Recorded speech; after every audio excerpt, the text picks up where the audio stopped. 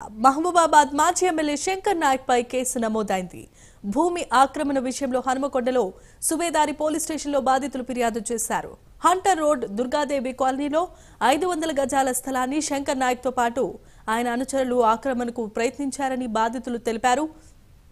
మాజీ ఎమ్మెల్యే ప్రోద్బలంతోనే తమపై దాడి చేయించారని, 30 ఏళ్ల నుంచి వేధిస్తూనే ఉన్నారని బాధితులు తమ ఆవేదన వ్యక్తం చేశారు. తమకు రక్షణ కల్పించాల్సిందిగా పోలీసులను వారు కోరారు.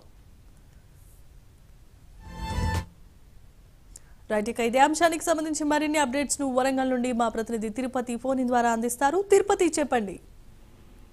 జమీమా, మహబూబాబాద్ మాజీ ఎమ్మెల్యే శంకర్ నాయక్ పై కేసు నమోదైంది. భూమి ఆక్రమణ విషయంలో హన్మకొండలోని సుబేదారి పోలీస్ స్టేషన్ లో పోలీసులు కేసు నమోదు చేశారు. వరంగల్ నగరంలోని హంటర్ రోడ్ లో ఉన్నటువంటి దుర్గాదేవి కాలనీలో 500 గజాల స్థలాన్ని మాజీ ఎమ్మెల్యే శంకర్ నాయక్ తో పాటు అతని అనుచరులు ఆక్రమణకు ప్రయత్నించినట్టు ఆరోపణలు వస్తున్నాయి. వారు బాధితులంతా కూడా ఆరోపిస్తూ పోలీసులకు ఫిర్యాదు చేసి మాకు ప్రాణభయం ఉంది, వారి నుంచి మమ్మల్ని కాపాడాలంటూ కూడా పోలీసులకు ఫిర్యాదు చేశారు. ఈ నేపథ్యంలోనే మహబూబాబాద్ మాజీ ఎమ్మెల్యే శంకర్ నాయక్ పై సుబేదారి పోలీసులు కేసు నమోదు చేశారు.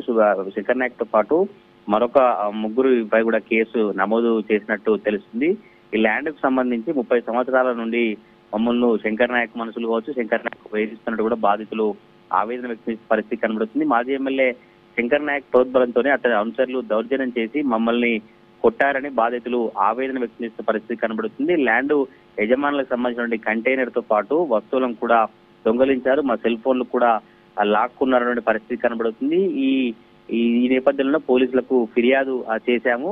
ఎవరైతే మహబూబాబాద్ ఎమ్మెల్యే శంకర్ నాయక్ ఇందులో మమ్మల్ని ఉండమన్నారని చెప్పి శంకర్ నాయక్ సంబంధించిన కొంతమంది అనుచరులు అజ్మీరా వెంకట్ నాయక్ కావచ్చు, ఇటు బానోతు ప్రేమ్ నాయక్, బానోతు మోహన్ లాల్, ఇంకో 2 వ్యక్తులు వారి వద్దకు వచ్చి భూమిలో అక్రమంగా ప్రవేశించి భూమి మా శంకర్ నాయక్ బాబాయిది, మీరు వెంటనే ఇక్కడ ఎందుకు వచ్చారు, అందరిపై దాడి చేసి మమ్మల్ని కొట్టి దౌర్జన్యంగా మా వద్ద ఉన్నటువంటి 2 సెల్ ఫోన్లు లాక్కున్నారంటూ కూడా బాధితులు సుబేదారి పోలీసులకు ఫిర్యాదు చేసినటువంటి ఆ పరిస్థితి కనబడుతుంది. శంకర్ నాయక్ ప్రోద్బలంతోనే అతని అనుచరులు అజ్మీరా వెంకట్ నాయక్, బానోతు ప్రేమ్ నాయక్, బానోతు మోహన్ లాల్, ఇంకా 2 వ్యక్తులు మరొక మహిళ భూమి ఆక్రమించుకున్నటకు భూమిలోకి అక్రమంగా ప్రవేశించి మాపై దౌర్జన్యం చేశారు. ఫోన్లు బలవంతంగా లాక్కొని మమ్మల్ని చంపుతామని బెదిరించి మా కంటైనర్ ఇంటిని మరియు అందులోని వస్తువులను దొంగలించుకొని వెళ్లారంటూ కూడా వారు ఆ ఫిర్యాదులో పోలీసులకు పేర్కొన్నటువంటి పరిస్థితి కనబడుతుంది.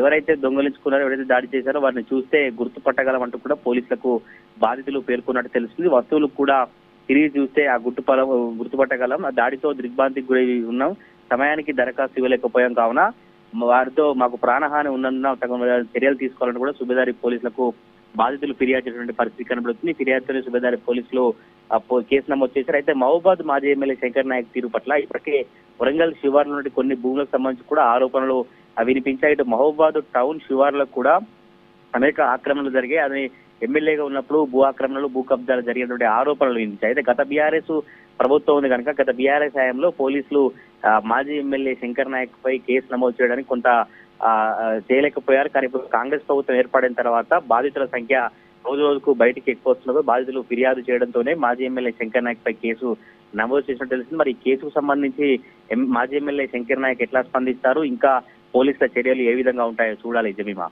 Thanks for the updates and details Tirupati.